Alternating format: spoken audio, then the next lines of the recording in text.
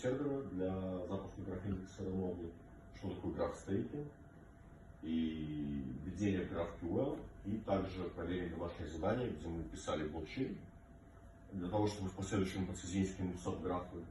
Вот. Но поскольку из-за технических проблем у нас получается сокращенный будет воркшоп, поэтому мы начнем.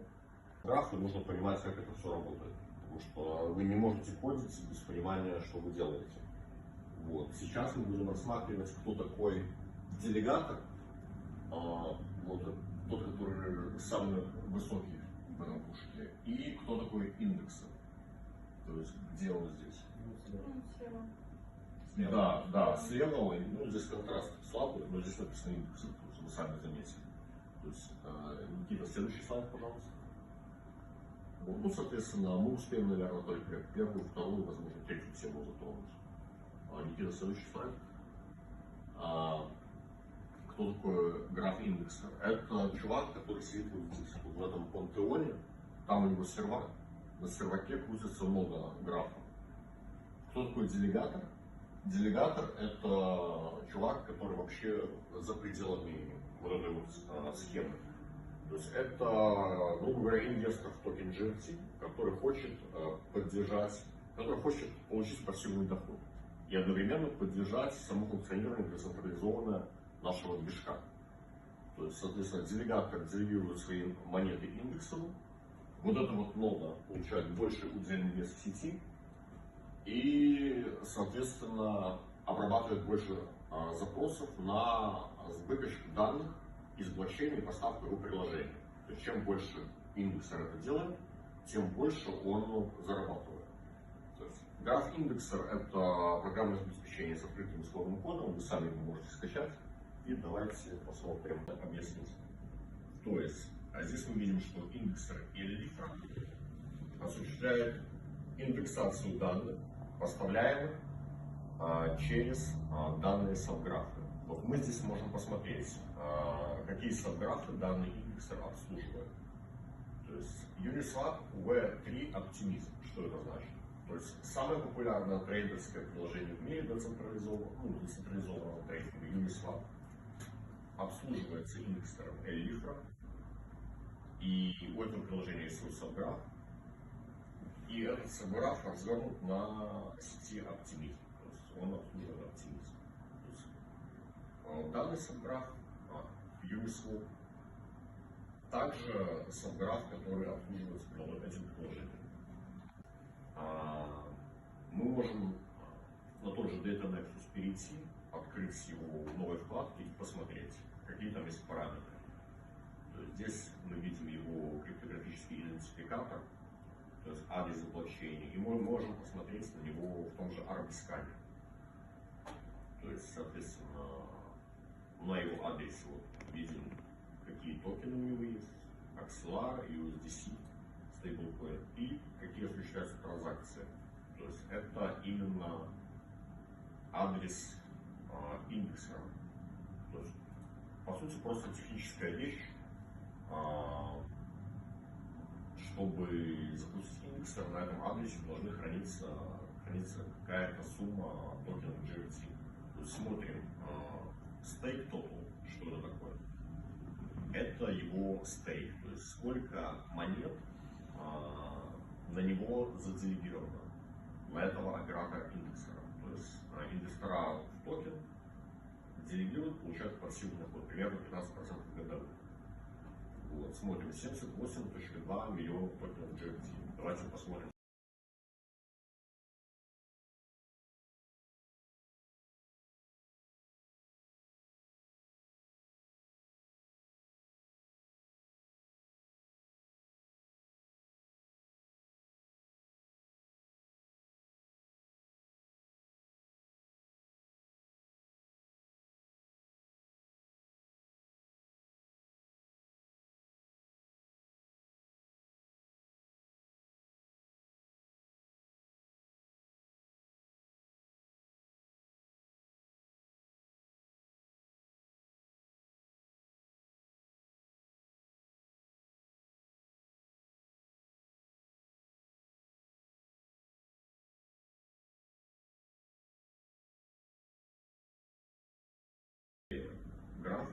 видим полную инструкцию со всеми параметрами, что нужно, чтобы запустить индексера.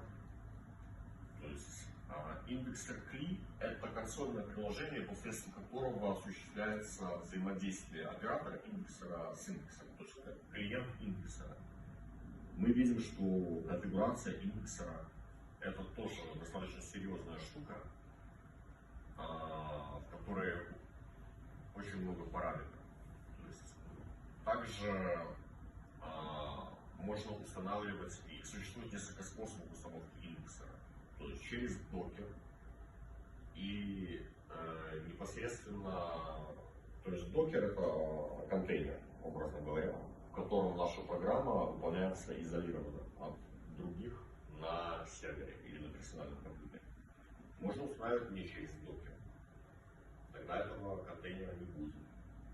Вот. То есть, соответственно, и мы с вами также планируем, что будем обучать устанавливать свой индексер, и у каждого он будет свой.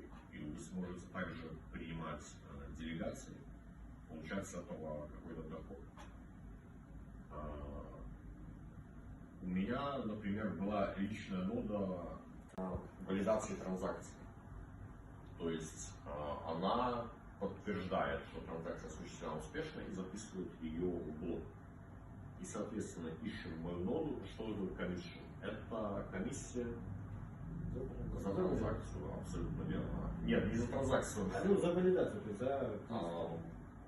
Да, то есть это комиссия с средств, которые зарабатывает нода с использованием стейк-делегатора. То есть инвестора монетки Chain делегируют на мою ноду, и я забираю себе 4% от их дохода. Остальное распределяется между ними.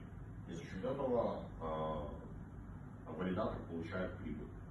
Да, вот третья колонка — это Estimated APR. Что такое APR? Это Average Profit Rate, если я не ошибаюсь. Не так принципиально, как это называется. Вот. Это комиссия, это доходность, которую получит делегатор от стейкинга своих токенов на валидатор. То есть, как у нас валидатор, кто помнит, называют в экосистеме за графом?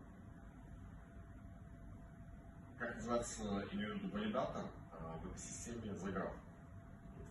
В блокчейне Chain. В блокчейне Proof of Work это майнер. В движке за граф, то есть за граф это не блокчейн, это можно называть L3 решение поверх блокчейна. То есть экосистема, которая функционирует поверх блокчейна. У нас это называется индексер. То есть видите, как по-разному может называться. Валидатор, индексер, майнер.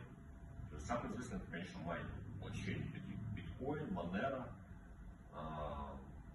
Zcash, Ethereum Classic. Затем Query Fees, что это такое? Это доходы в токене GFT с комиссией за запросы. То есть мы видим the total fees that users have paid for queries from this indexes always all time. То есть user здесь понимается как клиент, то есть приложение, либо пользователь, который использует наши данные. То есть, соответственно, Indexing Rewards — это награды, которые заработал этот индексер и его делегаторы. Клацаем на 3 точки напротив нашего индекса. Индексера Pinox. Все нашли, правильно? И здесь будет кнопочка Delegate.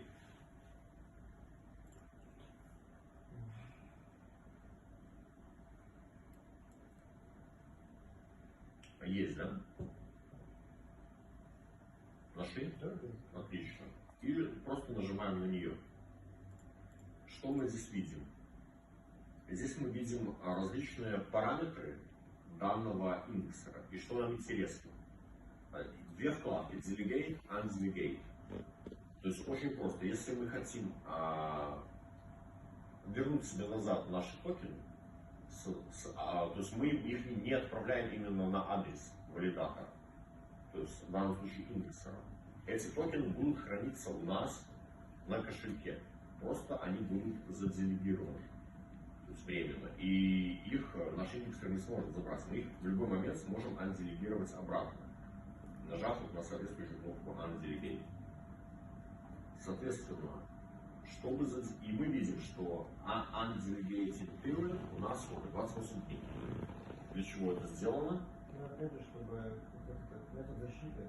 Да, во-первых, технический метод защиты, чтобы у нас, если кто-то решит провести атаку на сеть и все токены отделегировать, чтобы удельный вес индексеров снизился, они не смогут обслуживать веб-приложение и индексировать наши блокчейны.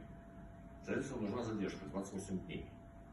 Также здесь на самом деле зашита и забота о токеномике монет, чтобы в случае резкого взлета цены, если кто-то из делегаторов захочет быстро продать монету, он не сможет этого сделать.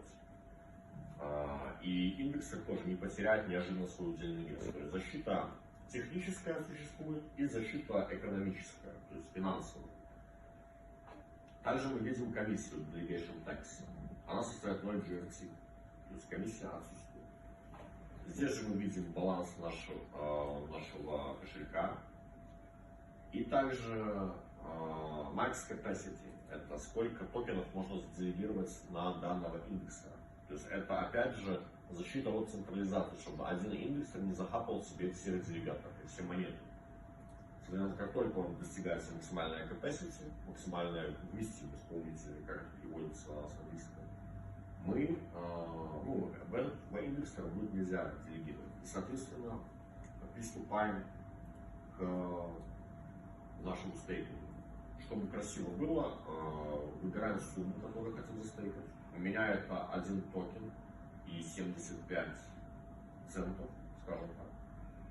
У вас это будет где-то 0,5, да? То есть выбираем макс и жмем на кнопку All GRT Access. Здесь есть даже опция выбрать весь баланс. All GRT Access — это мы разрешаем нашему кошельку MetaMask распорядиться нашим токеном GRT.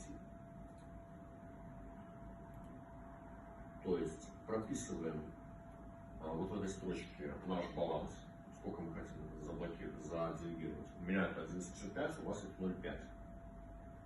И жмем на кнопку «Далее». Дальше жмем «Одобрить». То есть MetaMask будет поручено распорядиться вашими.